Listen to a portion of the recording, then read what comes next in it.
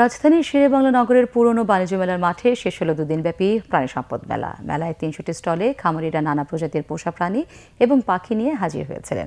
এছাড়া মেলার বিভিন্ন ডেইরি ও পোলট্রি খাতের বিভিন্ন খাবারেরও স্টল ছিল। আয়োজকরা জানান, মেলায় ক্রেতা এবং দর্শনার্থীদের ব্যাপক সাড়া পাওয়া গেছে। বিস্তারিত মীনাক্ষী চৌধুরীর প্রতিবেদনে। প্রাণী সম্পদে ভরব দেশ, গর্ব স্মার্ট বাংলাদেশ, এ প্রতিপাদ্য নিয়ে রাজধানীর বুকে অনুষ্ঠিত হলো জমকালো প্রাণী সম্পদ মেলা। দুদিনব্যাপী ব্যতিক্রমী এ মেলায় কয়েক হাজার খামারি তাদের সেরা গরু, ছাগল, গয়াল, মহিষ, ঘোড়া, ভেড়া, দুম্বা, উট, পাখি, মুরগি, কুকুর সহ নানা পশু নিয়ে হাজির হন। আমার এখানে আসলে মেইন উদ্দেশ্য হচ্ছে যে মানুষ একটু দেখুক যে কি পাখিগুলো আমাদের দেশে ব্রিডাররা উৎপাদন করে, কি পাখিগুলো আমরা হয় আমাদের দেশের ওয়েদারের সাথে শুট করে। তো সব ধরনের পাখি আমার কাছে আছে।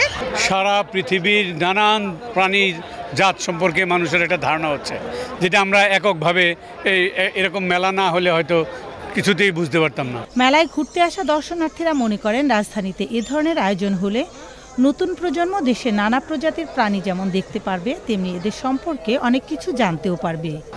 আমি প্রথমবার আজকে মেলায় এসেছি, তো যখন আসার আগে আমিও খুবই এক্সাইটেড ছিলাম। আর এসে আমি গরু দেখেছি, ঘোড়া দেখেছি, অনেক সুন্দর একটা সাদা ঘোড়া দেখেছি, তো অনেক ভালো লাগছে। জি, আমাদের এখানে এগুলো করা উচিত। বড় বড় বিদেশে দেখেন এগুলো মেলা কিন্তু হয়, আমাদের দেশে কিন্তু হয় না। এগুলো হওয়াটা দরকার, তাহলে আমরা জানতে পারবো, অনেক কিছু জানতে পারবো, শিখতেও পারবো। ঢাকাতে যারা সেটেল তারা তো আসলে গরু, ছাগল, বিভিন্ন প্রাণী দেখতেই পারে না।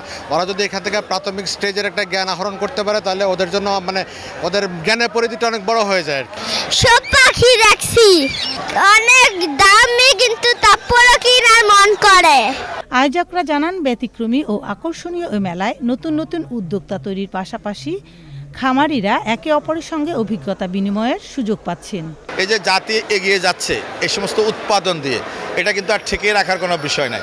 এখানে অনেক শিক্ষিত জনগোষ্ঠী ইনভেস্ট করেছে এবং সেক্ষেত্রে আমাদের কর্মসংস্থান সৃষ্টি হয়েছে এবং আমাদের জন্য যে প্রাণীজ পুষ্টি, যেটা প্রাণীজ আমিষ আমরা বলে থাকি, দুধ, ডিম, মাংস এবং সেফ উৎপাদন, সেটা নিশ্চিত হচ্ছে। এই যে জনগণের কাছে একটা ক্লিয়ার মেসেজ যাচ্ছে যে আসলে এই সেক্টরটা এখন কোথায় অবস্থান করছে। আর হচ্ছে আমাদের নতুন উদ্যোক্তাদেরকে আমরা অনুপ্রেরণা যোগাচ্ছি যে এই সেক্টরে আসলে কোন জায়গায় তাদের কাজ করার সুযোগ আছে।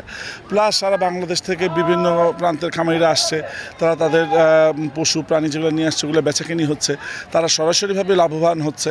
তো এই জায়গায় আসলে অনেক রকমের অ্যাসপেক্ট আছে যেগুলো আসলে এই মেলায় আসলে অনেক কিছুই আসলে পূরণ হয়। এছাড়াও মেলায় সবচেয়ে বড় আকর্ষণ ছিল কুকুর, ঘোড়া, গরু ও মহিষের র্যাম্প শো, যা দেখতে উপচে পড়া ভিড় ছিল নানা বয়সী মানুষের।